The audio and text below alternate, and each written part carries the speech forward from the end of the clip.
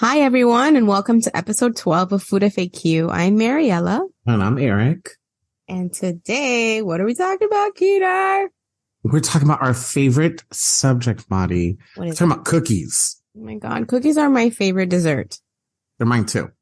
Because they're small and they're warm and fresh. They're always, at least, when you make them at home, obviously, and freeze your cookie dough like I do. I always have a fresh, warm cookie. I think we were talking about earlier today. It's like the first thing that I probably ever made that I ever cooked, period. So right. It's a chocolate chip cookie.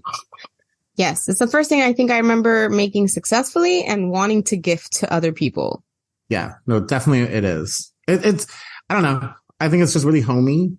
And yes. Homey. I love that. Homey. And I don't know. It gives you just like warm feelings and it's really delicious. And I think if you don't like a cookie, you're a vampire or something of the sort. Because vampires can't eat food. That's right. So you must be a vampire. Don't you remember what they do? What is it? What was that show that we love? What We Do in the Shadows? God. Yes. Okay. And like anytime they ate food, they would throw it up. That's right. They can't eat food. I forgot about that. If you don't like cookies, I'm going to assume you're a vampire. Yeah, I agree. And it's great for the summer because it's a little treat. And when the summertime, you don't want to eat your weight in anything. I will eat my weight in cookies. I don't give a shit how hot it is outside. Like Satan's asshole out there. I have no problems eating my weight in cookies. Okay. That's why God made air conditioning. True. And you can have several flavors at the same time. I don't know. I can write a love letter to a cookie. I just can. I would like to see that. You're going to make fun of me the entire time. I will. Not the first poem I've made fun of you for. It's so true. What was the first one, Kay? Do you remember? It was to Kurt Cobain in 8th grade. And it's like 20 pages long. I have to sit on the phone and listen to every page of it. Oh my God. I can't believe that. I forgot. And you're dead. Not laughing at someone's death, but I'm just saying it was your obsession back then. We were obsessed with dead rockers and he was. I know. We're obsessed. Don't drag me into that one. Anyway. You were a fan. So it was not my genre of music. No, it wasn't Celine Dion. Leave her out of this. Okay. Leave her out of this. Oh, okay. God. Listen. Because guess who's still kicking? Celine Dion. One for Eric. Is she though? Have you seen? Yes, she totally is. She's not okay. She needs help. Whatever happened to her after her husband passed away was sad. And I feel bad for her.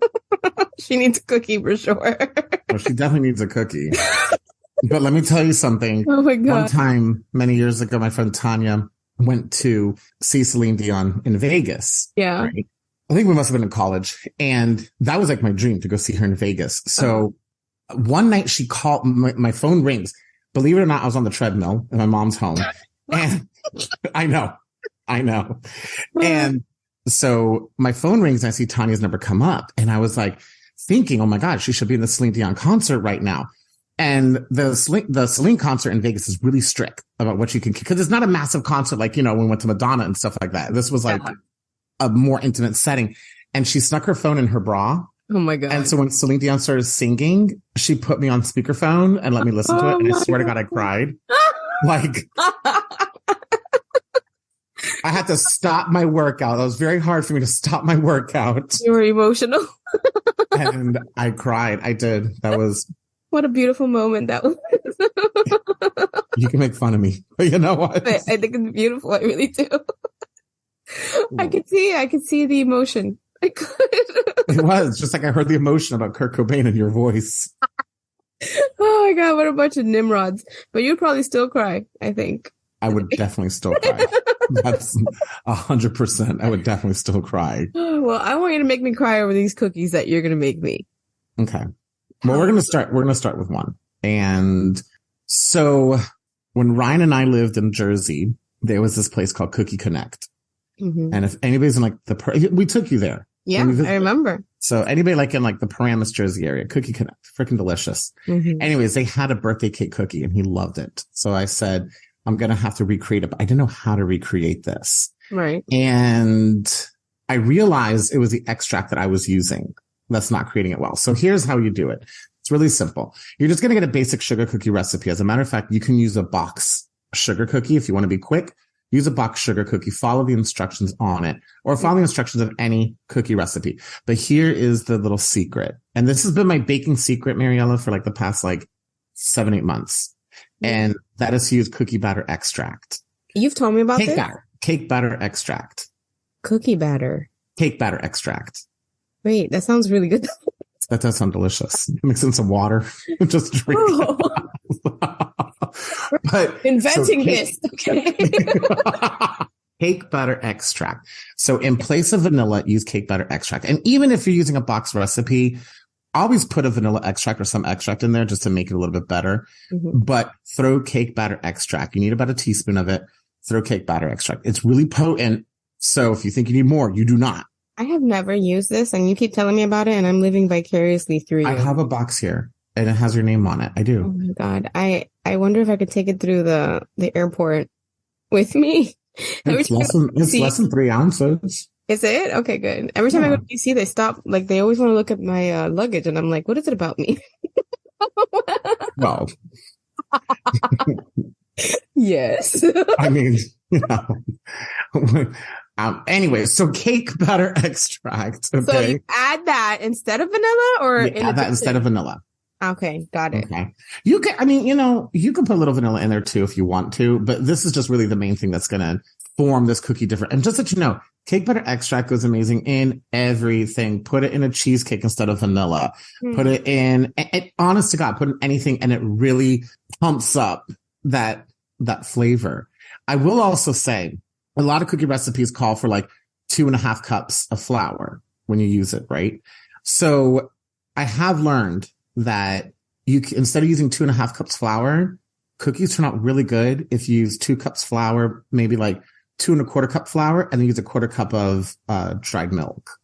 That's another thing I haven't tried yet. Yeah, that really helps. So anyways, you're going to make this dough. Okay, it's just delicious dough. And then you're going to throw white chocolate chips in there, which are not real chocolate, by the way. But anyways, we'll get into that another day. So you're going to throw white chocolate chips in there and you're going to throw a bunch of sprinkles in there because it's just, I'm lying to you. No, you're not going to throw the sprinkles in there. No. You're actually going to roll the cookie dough balls and you're going to roll them into sprinkles. Okay. So we have the cookie dough with the cake batter extract and the white chocolate chips in there. Roll them into the little balls, throw them in the sprinkles, roll them around, and then bake them off. I like my cookies really soft, so I only bake cookies for about 12 minutes. Me too. And that's it. And then you let them cool and they're really soft and delicious. Yes. And this base cookie, it's going to taste like a birthday cake. Delicious. It's going to be so freaking good. I love birthday cake flavor. It is so good. In the search of the cake batter extract, there was like a whole world of extracts that opened up to me, but I had no freaking clue. So you could play with this. Use a raspberry extract, use a mint extract, use a banana extract, use any type of extract that you see on Amazon. You can go and you can use that and it's going to really flavor your item. But we're going to level up the cookies here. And you take these birthday cake cookies and if we want to make it extra summer and fun, just make ice cream sandwiches out of these. Yes. You can make ice cream sandwiches. If you want to even level it up even further, get some chocolate chips, put them in a bowl, put like a teaspoon of like coconut oil and just kind of microwave it for like 15 seconds at a time and just melt it. And then dip half the cookie. Oh man, that sounds so good. It is so delicious. And the final thing, Mariela, that you can do with this, especially since it's summertime coming up, people are going to be outdoors, is if you want to make s'mores with your kids, instead of using graham crackers, use this cookie recipe with it. Yum. Have you had seriously level it up? Speaking about s'mores, have you had the marshmallows that are stuffed with chocolate? I have. Oh, I have. That's from the Lord. It's like a little secret passion. I have. I really have. You do? Yeah, no, I love them. They're delicious. Me too. They're delicious. And I get so excited. Oh my God. Anyway. I won't. So speaking about marshmallows. Yeah. during fall time, you know how I like to get really basic during fall time? Okay. Mm-hmm. And they have like pumpkin spice flavored marshmallows. Ugh, I've had them. Okay. You know what? It's just like being a vampire. No, they're just like, I don't know. They're not for me. Maybe it's just the Miami in you. I have no idea. Because no, it's fucking hot as hell over there in October. Okay, we're all here in like sweaters and scarves, and I'm taking pictures of myself in leaves. Yeah. So this cookie recipe that I do, Mariela, it's really great. And it's really fun for the kids too, because who doesn't love sprinkles in their cookies? The kids will eat anything if I put a sprinkle on it. Literally. Absolutely. And making ice cream sandwiches out of them just makes it more delicious. Or a s'more. I saw this thing where like they get pints of ice cream, or not a pint, but like the quart, or like the small, like the Ben and Jerry's. Yeah, and they'll cut it like the literal thing into slices, which I've never tried, but looks super cool and fun and easy, I guess, right? I've never had a pint of ice cream last long enough for me to cut it into circles like that. Well, yeah, I guess. I think you would have to slice it before you open and eat it. That's what I'm guessing. Yes. That would be the order of things. I mean, if that's how it lasts in your home. So I want to talk about my recipe first, because I wanted to leave your recipe next, because this sounds really amazing. We're going to have like a doctoral level discussion on the queen of cookies, which is the chocolate chip cookie. That is the best cookie on the planet. There is nothing better than a chocolate chip cookie. Right. Like if there were no other cookies in the world, but chocolate chip, I would be okay. I would. You know, like people like went through that fad. Do you remember like a fad when we were younger where like everybody loved white chocolate macadamia nut cookies? I don't know why I remember. I didn't like that shit. Okay. It tasted weird. It tasted too much like baking soda for me. They're oily. And it just, for some reason, I just tasted like the baking soda in it. And everybody was all crazy about it. And I just wanted a chocolate chip cookie. Mariela. What? Do you remember Mrs. Love? I do. Southwest? She got it. Okay. Do you remember her from Southwest High? She got it. She used to have to go and get her chocolate chip cookies for lunch all the time. Yeah. She did nothing but eat cookies. Like, Mariela, go get me a cookie. That's exactly what she sounded like. Yes. Go get me a cookie. So Miss Love, their typing teacher, which is probably with the Lord. Let's go back really quick to the fact that you and I took a typing class on typewriters. I didn't even catch that. Okay, so I just want to say, you and I took a typing class on typewriters. On typewriters, like legit type with ribbons and whatnot. Yeah, that was us. Man, we're a weird generation where we can record a podcast on our computer, but also typed on ribbon typewriters in high school. Yeah, and Mrs. Love's high shit. School class. Okay, so I'm sure you've made a chocolate chip cookie, regular person, right? Most people, I think, have made at least a chocolate chip cookie, at least once. You know? So we all know it's butter and white sugar and brown sugar and baking soda, and it doesn't have baking powder usually. Salt and vanilla, egg, flour. Did I miss anything? Basic, right? I think so. Butter. Butter makes it better. Now, there's different iterations to these things, right? These basic ingredients can change so much depending on how you use them, right? And I don't mean to get too technical, but some of these things are super important. They make a huge difference in your end product. And if you really want to make a good cookie and you like, all you have to do is use the same ingredients, but maybe tinker with them in a different way, it's worth it. Yes. You know? So I used to make my chocolate chip cookies with softened butter and then whip it. Is that how you do it? Yeah, that's exactly it. I just learned this new recipe where you melt the butter just enough, not to brown it, just to melt it and not have any of the liquid evaporate. You just do that. And then you whip it with the butter, with the sugars. And there's something that happens when you do that to the cookie where it becomes crusty on the outside, but it's still nice and soft on the inside. Really? Yes. So it's like a small adjustment, right? So, and also it's better because you don't have to wait for the butter to soften. You can just cut it up and melt it. So it cuts time off. Then the way you measure your flour matters. I'm sure you've seen on a cooking show that you don't just like plonk it in there. You have to air it out and then measure it with your cup. Because if you don't, then you're going to add too much flour. I use a scale, and not because I'm trying to be fancy, but because to me, it's a lot easier to just measure the ingredient out into the bowl and see the number on the scale rather than get a ton of little cups and having to myself really make more dishes for myself. So really, in essence, I'm lazy. So I use this. They say it's more precise too when you measure on a scale. It is. I want to say I heard that. I want to say Alton Brown taught me that. I want to say it right. Not personally, but you know. You don't know Al? I wish. No. On like this TV show many years ago. But I want to say that. So I want to say that they measuring, weighing it. Yeah, it's more precise. You get better results, but also to me, less dishes, which is amazing, right? And I love cookies, so I make them often.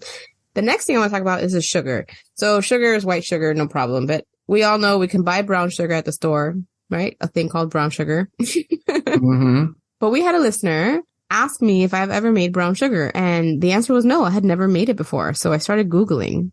And it's nothing but regular sugar with molasses. You just put it in your mixer. This is what I did last time. I put it in my mixer with the white sugar and then just put like a tablespoon of molasses, which I didn't measure. I just like eyeballed it because it smells and tastes kind of good. So I don't care if I do a little more. And then you just like whip everything together and it becomes brown sugar. Right. And it is so much better, Eric. Worth the effort because it's not a lot of effort. I can see that. I still probably not do it, but I can see that. I'm telling you, if you buy the molasses and keep it in your cupboard, one day you're going to need it because you don't have brown sugar, but you have regular sugar and you're going to be loving your molasses. I bet you it does taste good. I bet you it does taste really good. I think it's so worth making, Keith. I'm going to kind of force you to do it because we're going to make these cookies together, I feel. And, okay. And I'm going to force you into molasses. And so now do we have to alter how much flour goes into the cookie recipe because you're melting the butter? You know, no, it's about 2.5 cups standard. Okay. Yeah. And vanilla, the eggs, people say they have to be room temperature. I have never once noticed a difference in the temperature of flipping eggs. I've never done it room temperature. Right? It's so stupid. People like to complicate life and you don't have to. You can just use your eggs from the fridge. They like get to the temperature of whatever else you're using as well. And I'm using hot butter. So forget it. You don't need to have the egg temperature is not important. Anyway, there's that, right? So these are the things that I do when I make a cookie that make a difference. I put the butter in with the sugar. So you whip it until it becomes a lighter brown shade, right? So butter and sugars together will whip into a lighter color. I like to whip it with the paddle. If you have a stand mixer, you can make it with regular one, but I think the mixer makes better cookies. And I think that's an important tip, right? Whipping up that butter to make it nice and light. I think it makes a difference. Do you care? I do. Well, I have a tendency of whipping the butter a lot anyways. Yeah. Just because I end up doing other things. You forget. So it's just like, oh shit, the butter's being whipped. So you naturally do this. It's an instinct. Yes. So I'll do that. I add the eggs, I add the vanilla. And then I find that instead of whipping in the flour, what makes a good bit of difference is to fold it in manually, the flour. Okay. It leads to a more tender crumb, I think, than when you beat it all together with a machine. That's another tip. And then when I do that, right before the flour is all incorporated, I'll add in the chocolate chips. And then I'll really go to town and get all those chocolate chips in there. Another thing, chocolate is important. I make them with my favorite chocolate chip brand is from Target, the Good and Gather. They're delicious to me. Mm-hmm. I usually get like the regular size and the mini size and I mix it in there because it becomes like a different bite of chocolate. But recently I started, what is your face open about? What's going on? Because I do the same thing, but I use chocolate chunks. Okay, that was what I was getting at.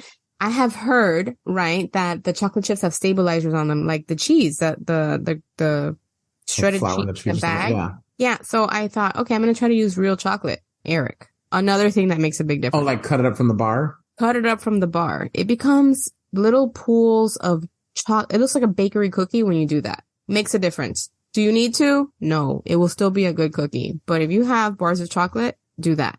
That does sound good. Yes. And then this is another trick. I bake the cookies. I usually, like I said before, I freeze them. I freeze the balls of dough. Let's say you don't. You put the cookies on the sheet. And then I bake them for about 6 minutes at like 325. And then I pull it out. I bang the plate once on the counter so they become craggly on the outside. I put a healthy pinch of a finishing salt, or if you need to use kosher, go ahead. I use this one that I got at Trader Joe's. It's like Portuguese sea salt, some shit. It's delicious. I put that on top and then I put it at 350. I change the oven temperature to 350 for another 6 minutes, depending on the cookie and the size. And these things make your cookies bakery worthy. Sounds great. I know it's a lot of stuff to do for one cookie, but I promise it makes all the world of difference. Well, I think if chocolate chip cookie is the queen of cookies, treat her nice. Then right. I do like the idea of chopping up a bar. Oh, because you get like different pieces, larger, smaller, things like that. So the mouthfeel is going to be kind of nice. I love things that are not like uniform. Really uniformed. Yeah, I like them that are not uniform. And you're right. If you have chocolate chips on hand, just use chocolate chips. It's still going to be a really good cookie. Mm-hmm. But that's why, and I haven't done the bar, but I've done chunks. We're going to do it with the bar together. Yeah, let's do the bar. What bar do you use? I use the bars from Aldi. To me, makes the best chocolate. Have you had the chocolate from Aldi before? No. It's like from someplace in Switzerland or Germany. I have no idea, but their chocolate quality is banging and it's so well priced. And I use a milk and a dark. Nice. So you can use any combination you desire. Let me tell you, when people make chocolate chips, like chocolate chip cookies, usually the recipe always calls for semi-sweet chocolate chips. But I love mixing milk chocolate in with them. I like the sweeter milk. I mean, at the end of the day, I'm going to eat a cookie. So I want to be really decadent to begin with. Yeah. So I kind of like what you're doing there, the dark chocolate and the milk chocolate, because it's kind of giving you that semi-sweet. Right. That's right. I didn't even think about that. But it does create that kind of like, exactly, a semi-sweet. Because I like salty dessert. I like balanced desserts. I don't want to say salty. But I don't like to eat anything sweet that's cloyingly sweet. Like, I don't have an appetite for that at all. Right. These cookies are the perfect mix. My daughter's teacher, I give them to her for special occasions. And she stopped me the other day and she was like, oh my gosh, those cookies with that little salt and the finish. And she was talking to me like we're talking about cookies. And I was like, this cookie makes you a gourmet cookie lover. That's awesome. Good. So I will post that recipe on the show notes. Yeah. I think. And then you guys can check it out. And if you try it, let me know. Because I want to change your cookie life. This is very important to me. This is part of my life's work here, Eric. Everything you built up. Everything I built up has been culminating in this moment. But I like that. I think that sounds really good. I think the salt is like a nice little... It's everything. You can put salt on a Pillsbury cookie and it would elevate it. Salt does so much for baked goods. Let me ask you a question. Yeah. Do you think... So my mother, love her, but... not a baker. She's not a baker. She does not bake. Mine either. Because, she makes her Cuban food. That's good. But she's not a baker. Mm-hmm. So do you think that our obsession with baking is because we grew up with Pillsbury dough in our house? And then one day, like at the age of like 12, got frustrated and decided to learn how to make cookies on our own? Because that's what happened to me. Yeah, absolutely. I was like, this is crap.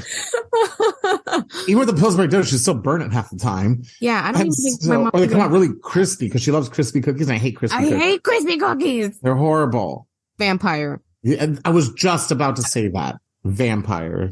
So maybe that's where the obsession comes from. Yeah, I think cooking in general, right? We grew up with parents who had to work and they both had to work and we were alone. Single parents that had to work. Right. And we were alone at home a lot. And so what do? You watch HGTV and the Food Network, or not even, because I used to watch Channel 2. Really? Remember the cooking shows on Channel 2? You don't remember them?